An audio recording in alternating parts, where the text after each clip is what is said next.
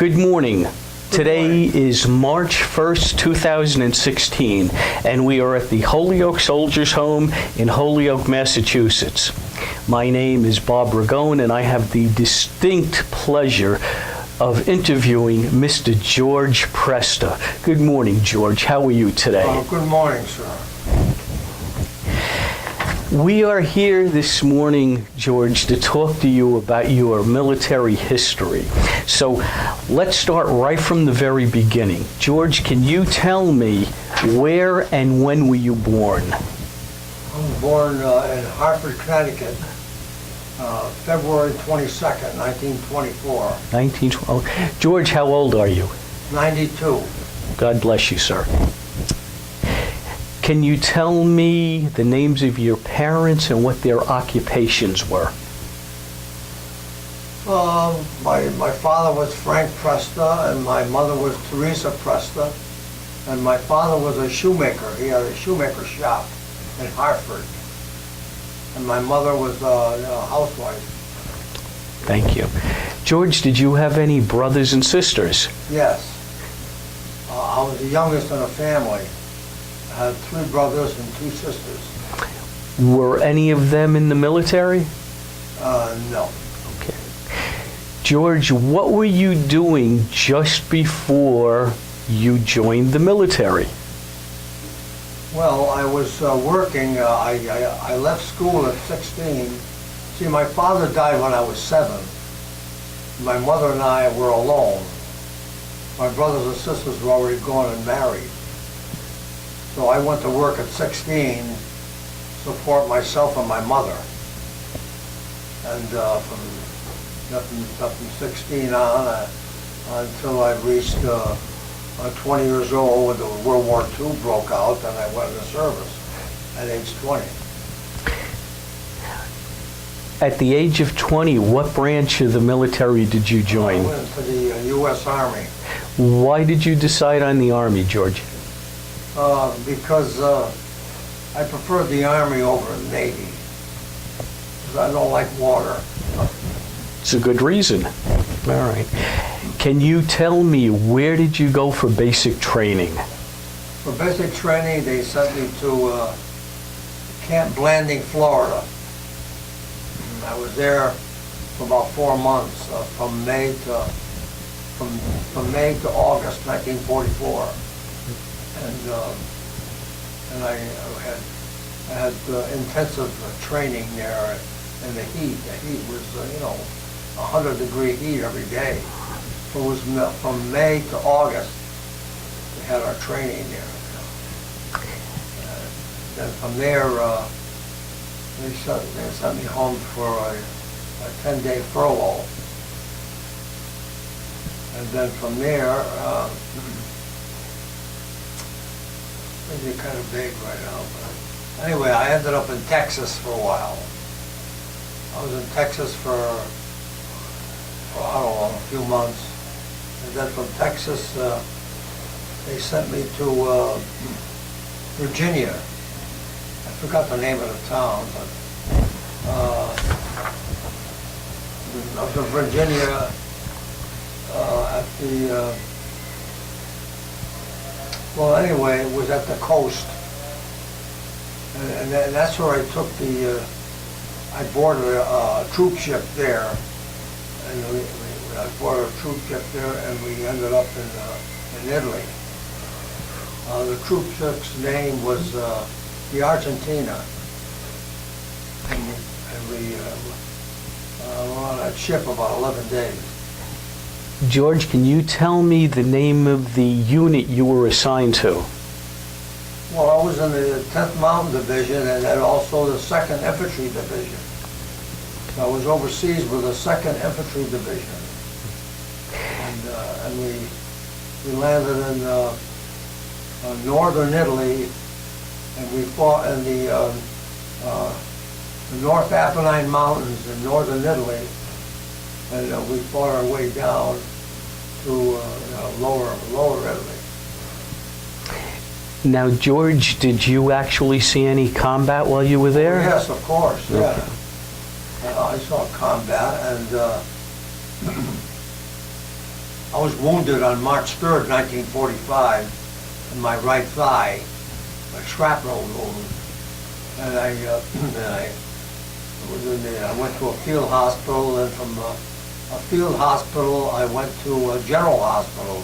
I was there for a couple of months, you know. And then by the time I was released at a hospital to go back to my unit. I went back to my unit on May 8th, 1945. But just about that time, the war in Europe ended. And so I remained in Italy till about July. And from July 45, I was sent home. We were sent back to the United States. Now, George, the injury you received, has this caused you any problems after you left the military? No. It was a flesh wound here, in my right thigh. And after it healed up, it was okay. Now, I also saw on your biography that you received the Bronze Star. Can you tell me a little bit about that? Well, I received the Purple Heart and the Bronze Star and some other medals. I think I have them. Yes, you do. Yeah.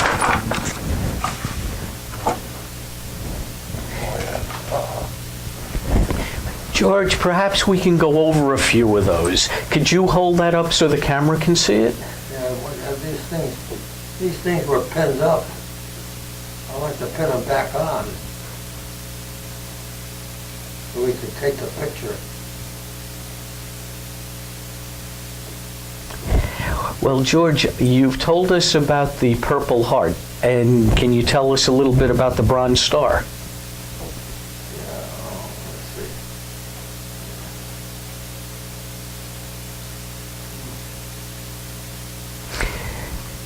Well, George, while you're doing that, let's continue the interview, okay? Yeah, okay. I'm sorry these things came apart. Oh, that's okay. Is it on now? Can you hold that up so the camera can see it? And hold it up against your chest. There you go. Okay, now put it down. These two are loose though. That's okay. Now, George, hold it like that. Put it down alone. Can I pin this down? Okay. Pin this on here so I won't be. Why don't you let me do that? I want to pin it on. I want to pin this on too. Okay. So. We'll always give you time to pin your Bronze Star on.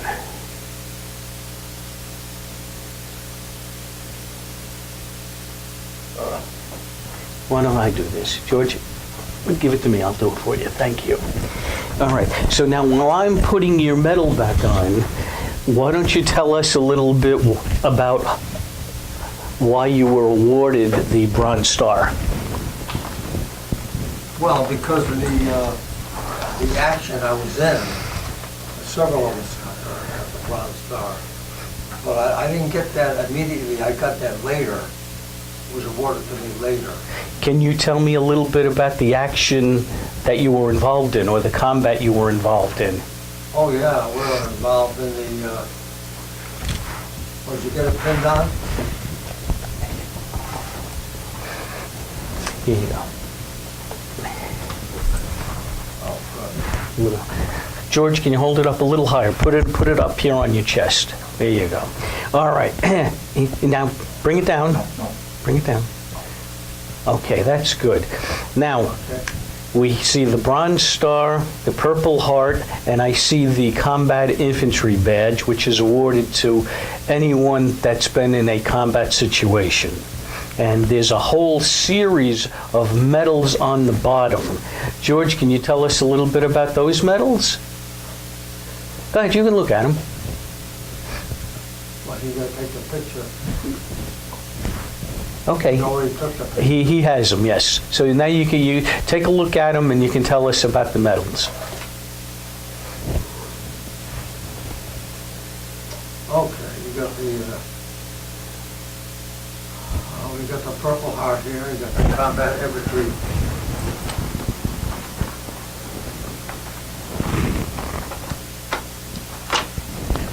Got the Combat Infantry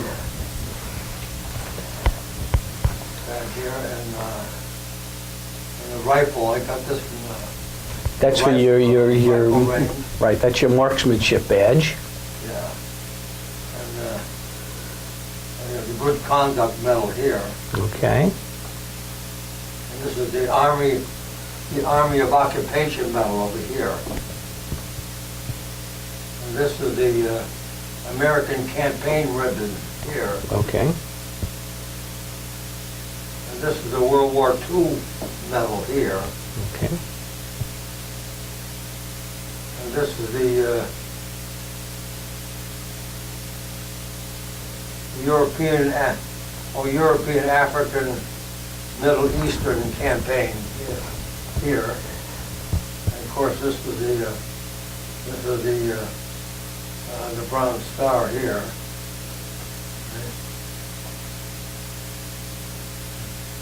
And this is the State of Connecticut medal here. And of course, it's a rifle range in my CIB. George, thank you.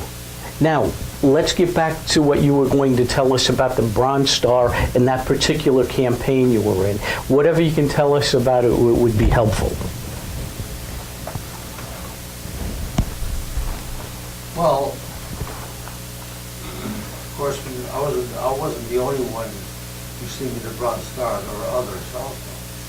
So, well, it was a campaign in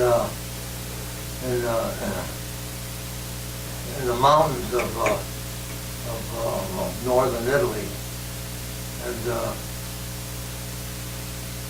anyway, it was a large group of us in this campaign. And it was a very mountainous area with many trees, large trees, and we were trying to dig in, but the earth was full of rock and everything. It was difficult to try to dig in. We couldn't dig in, you know. In the meantime, the enemy, it was heavily wooded. In the meantime, the enemy was pouring artillery shells into our area, mortar shells mostly. So the trees, it was heavily wooded, you know. So the mortar shells would hit the trees and explode. And then, of course, when they exploded, the shrapnel would rain down on us, and all of us got hit. You know, that's what happened there. And of course, a lot of us ended up in a hospital. So after you went into the hospital, you were there for a few months, and then did they send you right back to your unit right after you came out of the hospital? Well, after I was in the hospital, you know, for, I don't know, a couple of months, I guess.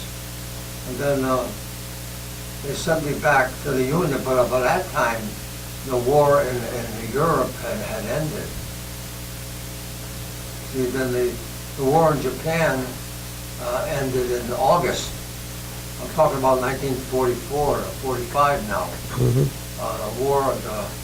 The war in America, in Europe ended in May 1945, and then the war in Japan ended in August 45. And then from there we remained there for a couple of months, and then we were sent home.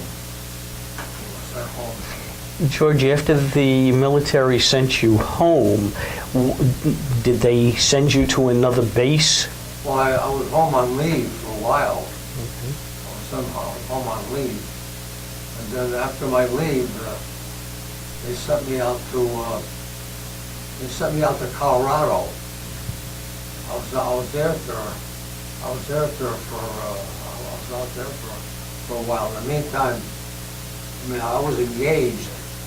We were engaged at the time, you know. So when I went out to Colorado, I had what you call a Class A pass. In other words, I had to be in camp till 5 o'clock, but after 5 o'clock, I was free. Like, on my own, as long as I got back to camp in the morning, you know.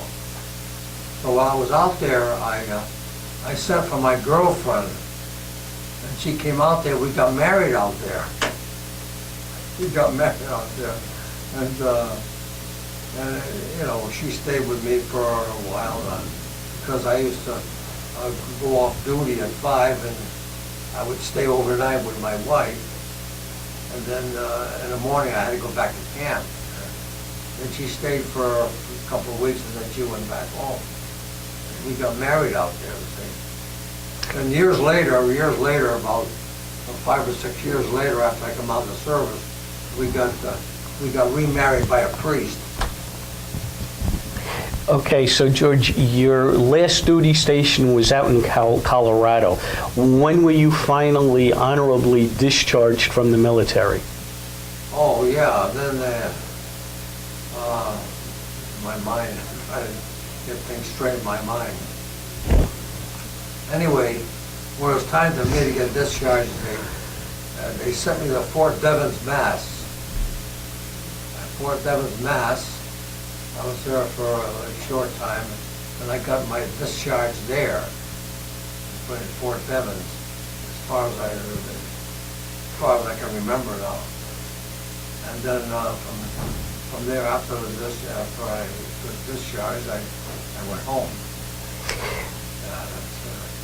That's the whole story, as far as I know. Well, not really, because we need to bring it up to date. So you are now honorably discharged. You leave Fort Devens. Where did you and your bride go after you left Fort Devens? Yeah. Well, we lived in Hartford in a small apartment. We lived in Hartford in a small apartment, and I went to work.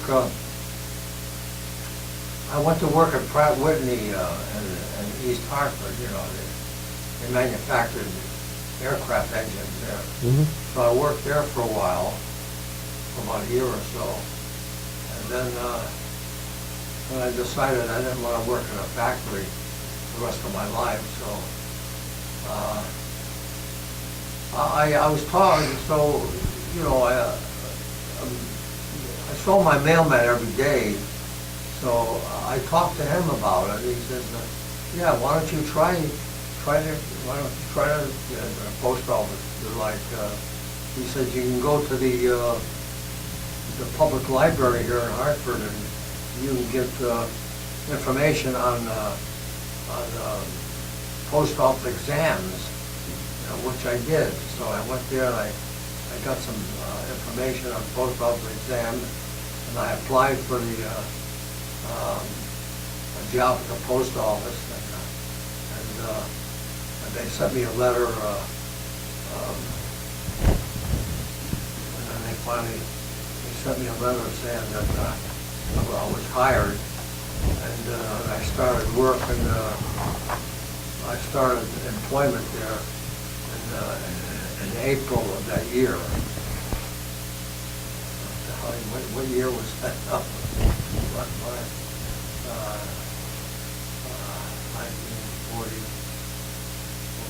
1947. I started work there in 47. See, I took the exam in 46, and I passed it, and I went to work in early 47. When did you retire, George? And I retired, I worked from 1947 to 1980. Retired in 1980, that's what I had. With my service time, I had 35 years. Good for you. 35 years. And where did you work in the Connecticut area? I worked in Hartford. I delivered mail in the south end of Hartford, the Franklin Avenue area in Hartford. I delivered, and I worked there my whole career.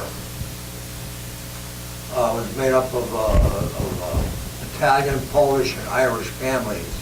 And I worked there the entire period. George, where were you? Were you still living in Hartford while you were working there? No, but at that time, after we got married, we bought a home, and I lived in Enfield for many years, Enfield, Connecticut, and I commuted. Matter of fact, I used to commute with a friend of mine. We used to alternate. One day he'd drive, one day I'd drive, because he worked there too, and he lived near me, so that's how we got to work. Did you and your wife have a family, George? Oh, yes, we have two sons and a daughter. We have 5 grandchildren, and we have 4 great-grandchildren now. Good for you. Yeah. Have any of your family, extended family, have any of them ever joined the military? No, they haven't been in the military, no. Have you ever had the opportunity to tell them what you did while you were in the military? Yeah, we talked about it, yeah. They know I was in the service, like I wounded and all that, you know. So now, George, let's go back. When you came home and you were discharged, you had a brand new wife and a new life. How were you treated when you came back home after the war? How was I treated? Mm-hmm. Yeah, I was treated by who? By family, friends, your community? Treated fine, yeah. I was treated fine, yeah. Because there was many of us my age that just returned from the war, which I wasn't doing. There's a lot of World War II veterans my age that just come back from the war, you know, all the same boat, get married, small families, you know, we're all in the same boat. Yeah. So now, George, if you look back upon your military experience, what do you think was the biggest impact that your military career had on your life? Well, my military career on my life, well, it's just the fact that I was glad to be home, for one thing. I was glad to be home. And George, just, trying to get readjusted to civilian life. Was that difficult after you came home? Well, it took a while to get adjusted, you know, in the service and all. But eventually, everything got straightened out. George, I'm sure you made a number of friends with the other veterans in your unit. Did you stay in touch with any of them after the war was over? Yeah, well, there's only one I keep in touch with. He lives out in Arkansas, and we communicate once in a while. But he's the only one. The others, I lost track of them, you know. Or was someone else up in the early days who was he lived in part of, I forgot. He lived in Connecticut too, in a different town. Max Romanoff. We were in a service together. But he was discharged before. There was something wrong with him. He was discharged before. Went overseas. He was discharged. Something was wrong with him. But this guy up in Arkansas, I keep in touch with him. George, before the interview started, you handed me a photograph of yourself and 3 of your unit members, and it says on it, Christmas Day, 1944, Italy. George, could you hold this? Naples, Italy. Okay, and can you hold that against your chest so we can show it? Yeah. George, which, down a little bit, there you go. Okay. Now, which one is you? One kneeling down. The one, and how old were you at that time? Oh, about 20, 21, something like that. Probably 21. So, George, at this point in your life, what can you tell folks in the immediate future about your military service, and would you do it all over again if you had to? Well, it was a question of doing it all over again. When the war was going on, everybody had to go to the service, you know, all the young men my age, unless they were sick or something, were all in the service. Take the picture. Thank you. I'll take the picture. Oh. Thank you, George.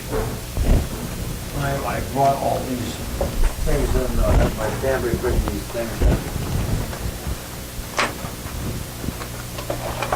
And George, we have here a certificate, and this, it says to a World War II honoree. Activity during World War II, you served with the 10th Mountain Division in northern Italy from 1944 to 1946, and you were wounded on March 3rd, 1945.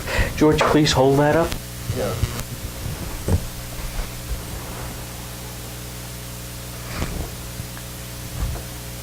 Thank you.